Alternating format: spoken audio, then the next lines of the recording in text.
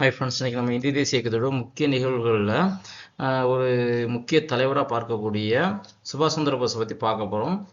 இவர் வந்து பார்த்தீங்கன்னா இந்திய தேசிய இயக்கத்தின், அதாவது சுதந்திரம் வாங்கக்கூடிய காலகட்டத்தினுடைய கடைசி 1940-42 வந்து பார்த்தீங்கன்னா ஒரு முக்கிய தீவிரவாதத்தை கடைபிடித்து ஒரு தலைவராக பார்க்கப்படுகிறார்.